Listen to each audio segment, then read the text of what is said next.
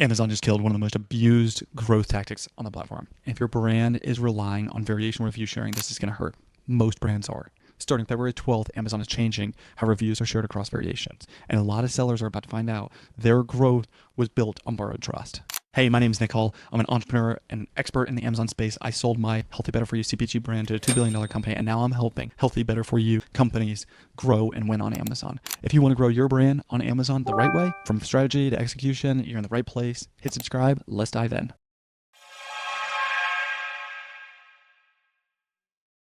Amazon just announced a major change to review sharing across product variations, officially starting February 12th, 2026. Until now, reviews were often shared across all variations under apparent ASIN. Even when those variations were meaningfully different, Amazon is now saying that stops. Going forward, reviews will only be shared when variations have minor differences, color differences, small little changes, not major things. Let's be clear on this though, some variations are still safe. Amazon specifically said reviews will continue to be shared for color or pattern changes, size variations with the same function, pack size or quantity changes, secondary scents for non-scent focused products, different model fitments of the same product type. So if that describes your variation structure, you're probably fine. Unfortunately, though, this is where it gets painful.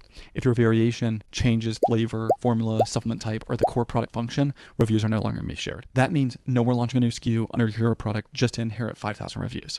Amazon's officially saying reviews must reflect the exact product the customer is buying. Amazon's smart. This is not Amazon being some anti-seller. This is Amazon protecting the customer trust.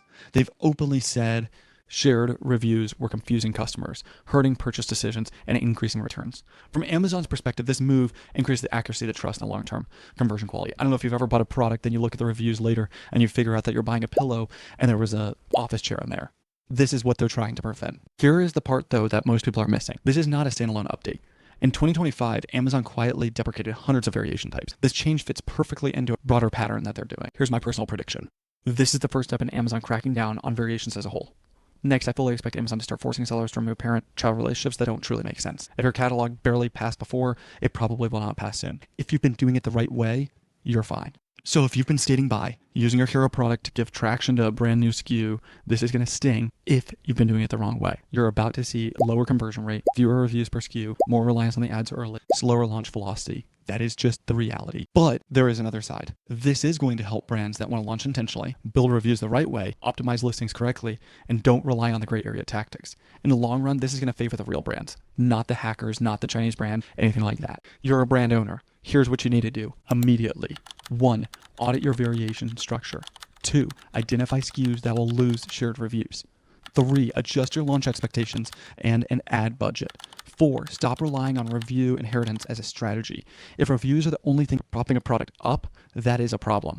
For the Better For You CPG brand specifically, it raises the bar. Flavor innovation now requires a real launch strategy. You need to be more creative. You need to have better traffic quality. You need to have better conversion optimization. These shortcuts are gone. So is this good or bad? Short term, maybe a little bit painful. Long term, this is going to be good and healthy.